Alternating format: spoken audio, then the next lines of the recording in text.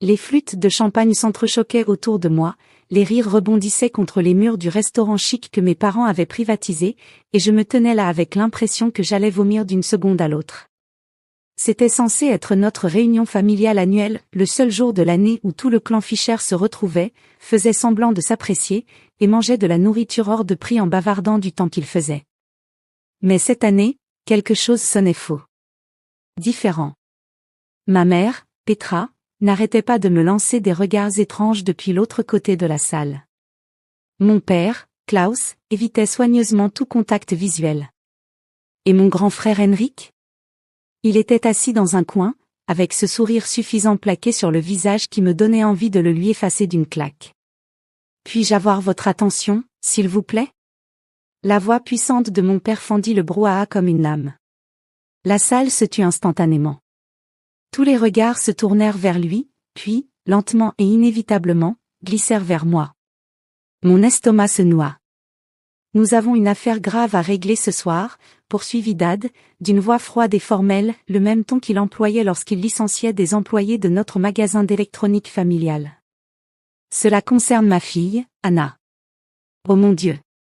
Voilà. Ça arrive. Nous avons engagé le meilleur avocat de la ville, ajouta Mom en se plaçant à côté de lui, les bras croisés. Pour prouver que tu as volé 500 000 € dans notre magasin. Un souffle collectif parcourut la pièce. Ma tante Sabine laissa tomber son verre de vin. La mâchoire de mon cousin Lucas s'ouvrit littéralement. Le sourire suffisant de Henrik s'élargit encore davantage. Pendant une seconde, je ne pus plus respirer. 500 000 €? Il annonçait ça publiquement, transformant cette réunion familiale en procès, sans même me laisser la moindre chance de me défendre. Vous êtes sûr, réussis-je à dire, malgré ma voix tremblante.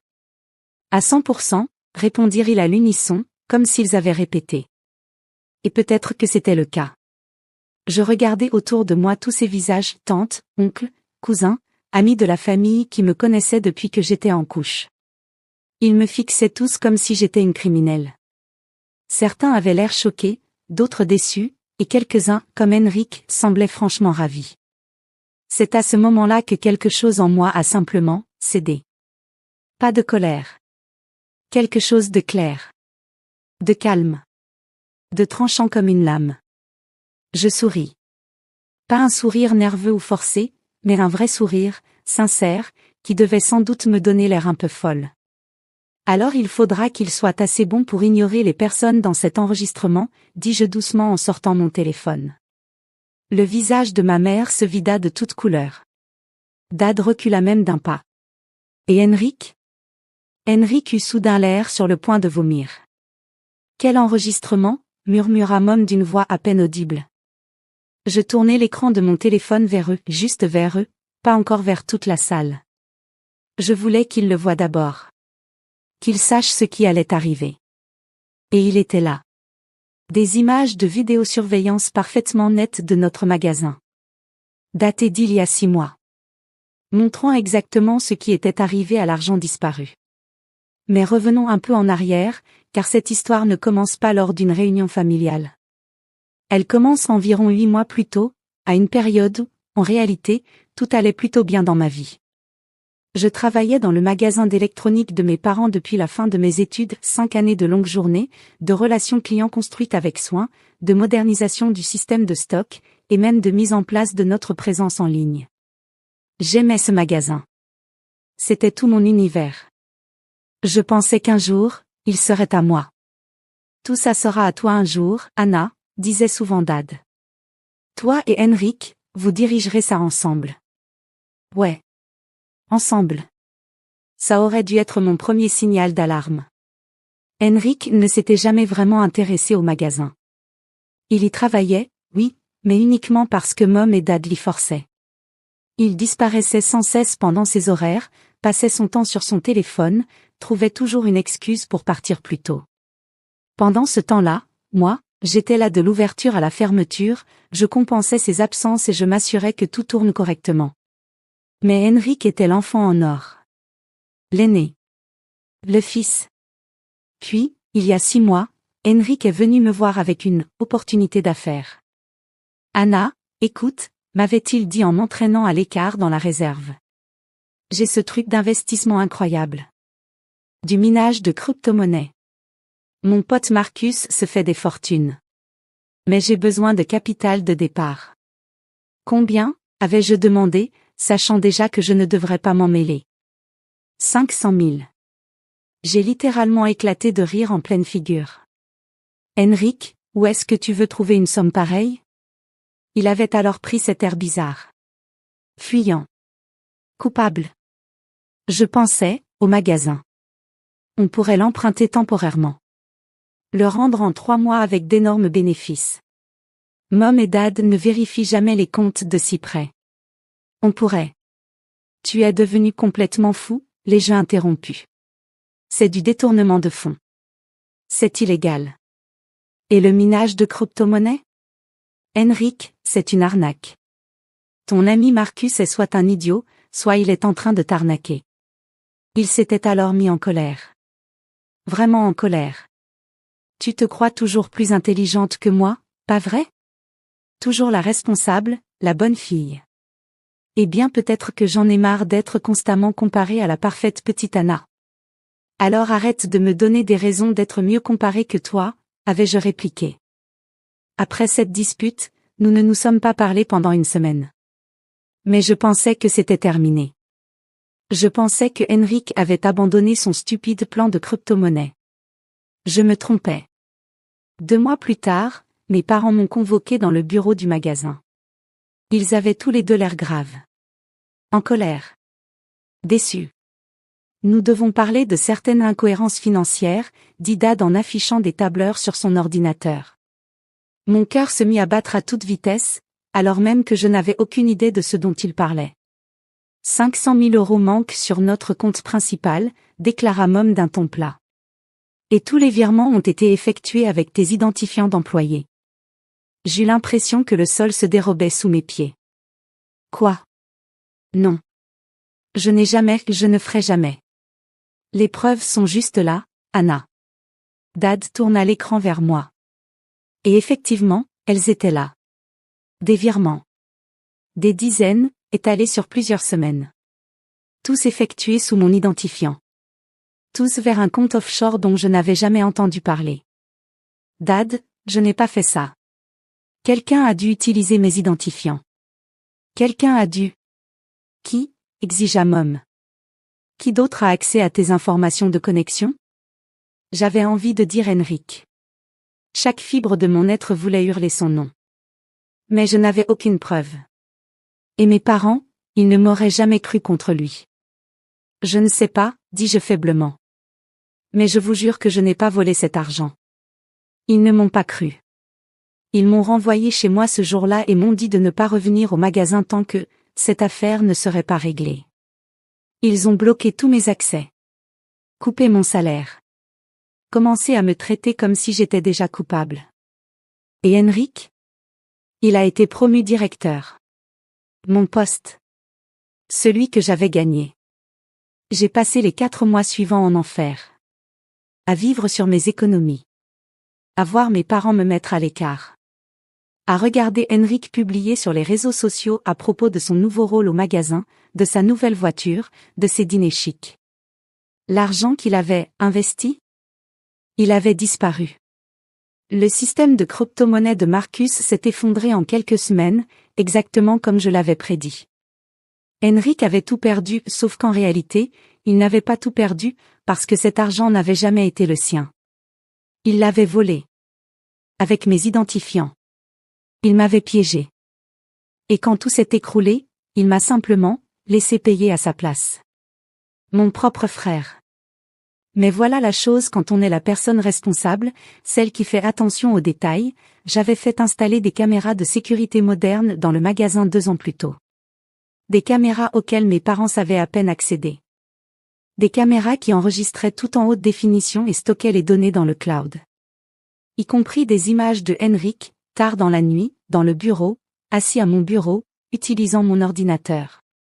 Effectuant ses virements tout en jetant des regards nerveux vers la porte toutes les quelques secondes. Il m'a fallu 3 mois pour comprendre comment accéder à toutes les anciennes archives. 1 mois de plus pour rassembler les preuves. Faire correspondre les dates des virements avec les horodatages des vidéos. Construire un dossier irréfutable montrant exactement ce que Henrik avait fait. Et ensuite, j'ai attendu. Parce que je savais que mes parents voudraient gérer ça, correctement. Légalement.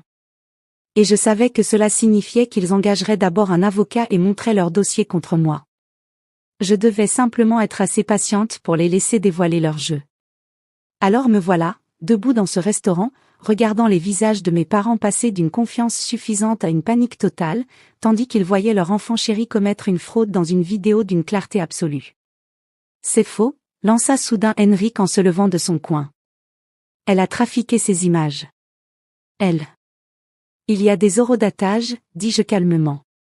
Des métadonnées.